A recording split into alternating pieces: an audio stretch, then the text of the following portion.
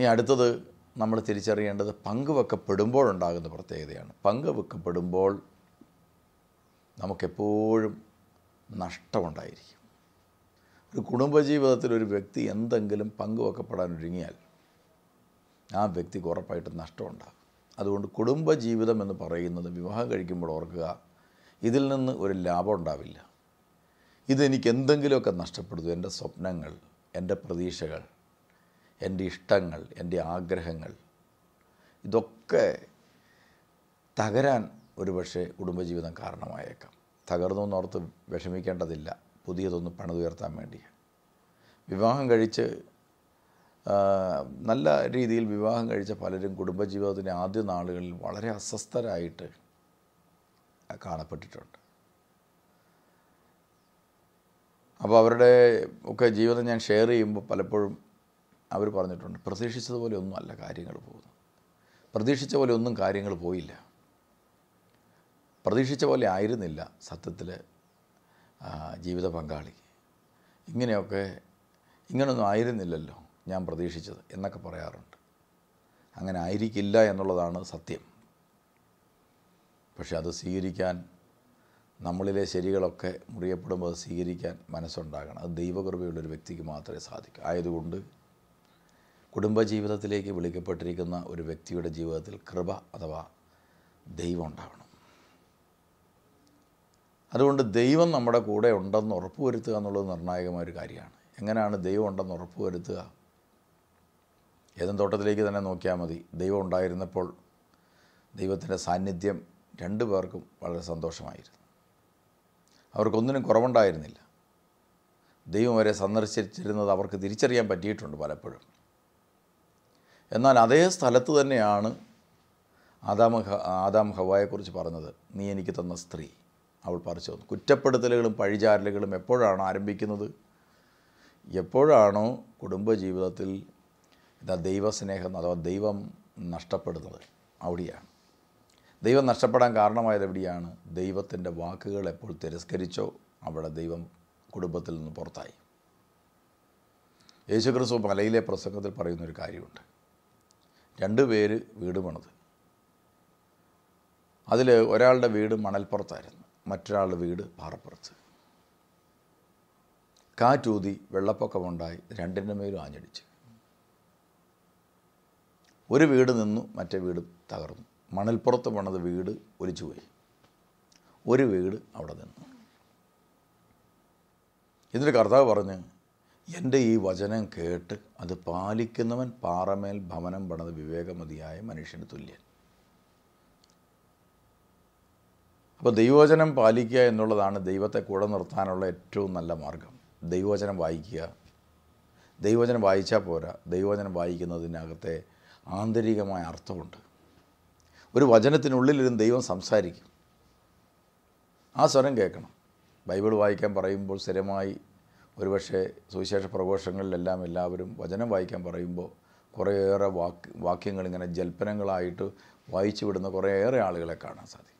കുറേ ആളുകൾക്കത് ശീലമായി. ഇപ്പോൾ വായിക്കുക എന്ന് പറയുന്ന ശീലമായി. കുറേയേറെ വായിച്ച് കാണാതെ പഠിച്ച് ഇങ്ങനെ വചനം വായിക്കുന്നവരും കാണാതെ പഠിച്ചവരുമായി ഒത്തിരി പേര് ഈ അടുത്ത കാലത്തൊക്കെ കണ്ടെത്താറുണ്ട്. ഇഷ്ടം പോലെ വാക്യങ്ങൾ അവർ പറയും. പക്ഷേ ആ വാക്യങ്ങളൊന്നും കാര്യമായിട്ട് അവരുടെ ജീവിതത്തിൽ സ്വാധീനം ചെലുത്തുന്നതായിട്ട് കണ്ടിട്ടില്ല. അതുകൊണ്ട് ബൈബിൾ വായിക്കുന്നവർ ഓർക്കണം, അതിനകത്തൊരു തെറ്റുപറ്റാൻ സാധ്യതയുണ്ട്. വെറുതെ വായിക്കുകയല്ല, അതിൻ്റെ ആന്തരിക അർത്ഥം, ആ വാക്യം നിങ്ങളോട് സംസാരിക്കണം. അങ്ങനെ സംസാരിക്കുന്നത് വരെ വായിക്കണം ആവർത്തിച്ച്. അവിടെയാണ് വചനവായന അഭിഷേകമായി തീരുന്നത്. ഇതിനത് പാലിക്കുക. പാറപ്പുറത്ത് ഭവനം പണിതവൻ. പാറപ്പുറത്ത് പണിതു എന്ന് പറഞ്ഞാൽ അതിൻ്റെ അർത്ഥം ഒരിക്കലും വീണു പോകാത്തൊരു ഭവനം. ഒരിക്കലും ഹൈ റേഞ്ചിലേക്ക് ഞാൻ യാത്ര ചെയ്തു പോവുകയാണ്. ഒരു സൈഡിൽ വലിയ താഴ്വാരം, മറ്റൊരു സൈഡിൽ വലിയൊരു മല.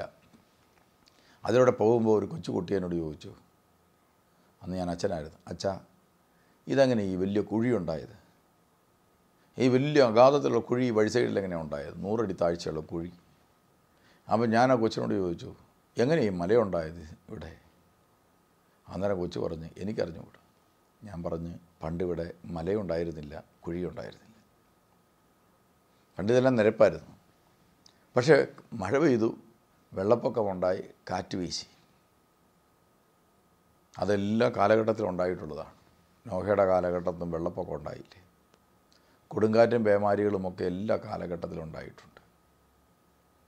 എന്ന് പറഞ്ഞതുപോലെ ഈ കാലഘട്ടത്തിലും പ്രളയമൊക്കെ നമുക്ക് കടങ്കഥയൊന്നുമല്ല. അപ്പോൾ മഴയും വെള്ളപ്പൊക്കമൊക്കെ ഉണ്ടായിക്കഴിഞ്ഞപ്പോൾ മണ്ണുണ്ടായിരുന്നതൊക്കെ ഒലിച്ചു പോന്നു. അങ്ങനെ വലിയ താഴ്വാരങ്ങൾ രൂപപ്പെട്ടു. പക്ഷേ പാറയുണ്ടായിരുന്നതൊക്കെ അവിടെ തന്നെ നിന്നു. അത് വലിയ പാറകളായി നിന്നു. ഇപ്പോൾ നമുക്കെന്നും എത്രയോ തലമുറകൾ ആ പാറകളെയും ആ മലകളെയും കണ്ടു. അതിൻ്റെ മുകളിലിരിക്കുന്ന വീടുകളും ഒരിക്കലും പോകാത്ത വീടുകളായി നിൽക്കുന്നു. താഴ്വാരങ്ങളിൽ ആ മണ്ണുണ്ടായിരുന്നിടത്ത് നിന്ന് ഒലിച്ചു പോകുന്ന ആ മണ്ണ് വേറെ സ്ഥലങ്ങളിൽ ചെന്നു എന്ന് മാത്രമല്ല, മറ്റു ചിലർക്ക് അനുഗ്രഹമായി തീർന്നു. അപ്പോൾ ആരുടെയൊക്കെ സ്വപ്നങ്ങളും പ്രതീക്ഷകളുമായിരുന്നു ആ മണ്ണെന്ന് പറയുന്നത്. ആരുടെയൊക്കെ വീടൊക്കെ ഇരുന്നതാണ്, അതൊലിച്ചു പോകുന്നു. ഇപ്പം വേറെ ആരുടെയോ സ്വപ്നങ്ങളായി മാറിയത്. മണലൊക്കെ കുഴിച്ചെടുക്കുന്നവരെയൊക്കെ പണ്ട് കാലത്ത് കണ്ടിട്ടുണ്ട്. മണലുണ്ടെന്ന് പറഞ്ഞ് അഭിമാനിച്ചവരെയും കണ്ടിട്ടുണ്ട്. ചില പ്രദേശങ്ങളിലൊക്കെ ഭൂമിക്കടി മുഴുവൻ മണൽ കിടക്കുകയാണ്. കാരണം എന്താണ്? എവിടുന്ന് ഒലിച്ചു പോകുന്നതായത് ആരുടെയൊക്കെയോ സ്വപ്നങ്ങളും പ്രതീക്ഷകളുമാണ്. എന്തുകൊണ്ടാണ് നിലനിൽക്കാതെ പോയത്? പാറപ്പുറത്തായിരുന്നില്ല. എന്ന് പറഞ്ഞ പോലെ ദൈവവചനത്തിൽ അടിസ്ഥാനം ഉറപ്പിക്കാത്ത സ്വപ്നങ്ങളും പ്രതീക്ഷകളും പുലർത്തുന്ന എല്ലാ കുടുംബജീവിതങ്ങളും ക്രമേണ നിലം പൊത്തിപ്പോകും. ഡൈവോഴ്സ് കേസുകൾ നമ്മൾ പരിശോധിച്ച് നോക്കിയാൽ കാണാൻ സാധിക്കും. എത്ര പേരുടെ സ്വപ്നങ്ങളാണ് പൊലിഞ്ഞു പോകുന്നത്? കാരണം എന്താണ്? ദൈവവചനത്തിൽ അടിസ്ഥാനം ഉറപ്പിക്കാത്ത ജീവിതമാണത്. നമ്മൾ വേദനിക്കുന്നുണ്ട്, പക്ഷേ ദൈവവചനത്തിൽ അടിസ്ഥാനം ഉറപ്പിക്കാത്ത ജീവിതങ്ങളാണ് പലപ്പോഴും തകർന്നു പോകുന്നത്. അപ്പോൾ ഇവിടെ നമ്മൾ തിരിച്ചറിയണം, കാറ്റും വെള്ളപ്പൊക്കമൊക്കെ ഇനിയും ഉണ്ടാകും. പ്രകൃതിയുടെ ഒരു നിയമമാണത്. കാറ്റ്, വെള്ളപ്പൊക്കം, മഴ, ഇതൊക്കെ പ്രളയം, ഇതൊക്കെ അത് കാലഘട്ടങ്ങൾ മാറി മാറി വന്നുകൊണ്ടിരിക്കും. സുരക്ഷിത സ്ഥാനത്താണെന്ന് ഉറപ്പുവരുത്തേണ്ടത് വെളി ലഭിച്ചവൻ്റെ ഉത്തരവാദിത്തമാണ്. അതുകൊണ്ട് നിങ്ങളുടെ കുടുംബജീവിതം ദൈവവചനത്തിലാണ് ഉറപ്പിച്ചിരിക്കുന്നതെന്ന് നിങ്ങൾ പ്രത്യേകം ശ്രദ്ധിക്കണം. തമ്പുരാൻ്റെ വചനത്തിലാണ് ഇത് ഉറപ്പിച്ചിരിക്കുന്നതെന്ന് നിങ്ങൾ പ്രത്യേകം ശ്രദ്ധിക്കണം. അതുകൊണ്ട് ദൈവം നിങ്ങളുടെ കൂടെ ഉണ്ടെന്ന് നിങ്ങൾ ഉറപ്പുവരുത്തണം. സത്യത്തിൽ ദൈവം നഷ്ടപ്പെട്ട അനുഭവങ്ങളൊക്കെ കുടുംബങ്ങൾക്ക് സാധാരണ ഉണ്ടാകണം. അതിൻ്റെ ലക്ഷണവും കാണും. ആദാമിനും ഹവ്വായിക്കും ദൈവം നഷ്ടപ്പെട്ടപ്പോൾ ഉണ്ടായ ലക്ഷണങ്ങൾ ഞാൻ പറഞ്ഞു. അതേ സ്ഥലത്ത് തന്നെ അവർക്ക് പരസ്പരം സ്നേഹിക്കാൻ പറ്റാത്തൊരവസ്ഥ വന്നു. ഇതുപോലെ തന്നെ യൗസേപ്പ് പിതാവിൻ്റെയും കന്യാമറിയാമിൻ്റെയും ജീവിതം എടുത്ത് പരിശോധിച്ച് നോക്കുമ്പോൾ നമുക്ക് കാണാൻ സാധിക്കുന്നത് ദൈവം നഷ്ടപ്പെട്ട അവസ്ഥ അവർക്കും ഉണ്ടായിട്ടുണ്ട്. യൗസേപ്പ് പിതാവും കന്യാമറിയാമും ദേവാലയത്തിൽ പോയി. യേശു കുഞ്ഞും കൂടെ ഉണ്ടായിരുന്നു. പ്രിയമുള്ളവരെ, ദേവാലയത്തിൽ വെച്ച് യേശുവിനെ നഷ്ടപ്പെട്ടു. യേശുവിനെ നഷ്ടപ്പെട്ട് കഴിഞ്ഞപ്പോൾ അവർ ഒരു ദിവസത്തെ യാത്രാ ദൂരം പിന്നിട്ട് കഴിഞ്ഞാണ് യേശുവിനെ നഷ്ടപ്പെട്ടു എന്ന് തിരിച്ചറിയുന്നത്. പക്ഷേ അവർ ചെയ്തതെന്താണ്? നഷ്ടപ്പെട്ടത് എവിടെയാണോ അവിടേക്ക് അവർ തിരിച്ചു വന്നു. അത് ദേവാലയമായിരുന്നു. അവിടേക്ക് തിരിച്ചു വന്നു. പള്ളിയിലേക്കാണ് തിരിച്ചു വന്നവർ. ഇതുപോലെ തന്നെ കുടുംബജീവിതത്തിൽ ദൈവം നഷ്ടപ്പെട്ടു എന്ന് തിരിച്ചറിയുന്ന ആളുകളുണ്ട്. ആ തിരിച്ചറിവ് ചിലപ്പോൾ അവർക്കുണ്ടാകുന്ന ചില ഭൗതികമായ അസ്വസ്ഥതകളായിരിക്കാം, സാമ്പത്തിക ക്ലേശങ്ങളായിരിക്കാം, പരസ്പരം പൊരുത്തപ്പെടാത്ത അവസ്ഥകളായിരിക്കാം, പരസ്പരം മനസ്സിലാക്കപ്പെടാൻ പറ്റുന്നില്ല എന്നുള്ള അവസ്ഥയായിരിക്കാം, രണ്ടുപേരുടെയും സ്വപ്നങ്ങൾ രണ്ടായിരിക്കാം, ആഗ്രഹങ്ങൾ രണ്ടായിരിക്കാം. ഇങ്ങനെ ഒത്തിരി പ്രതിസന്ധികൾ സത്യത്തിൽ ഉണ്ടാവാൻ സാധ്യതയുണ്ട്. ദൈവം നഷ്ടപ്പെട്ടു പോകുന്നതിൻ്റെ ലക്ഷണങ്ങളാണ് ഇതൊക്കെ.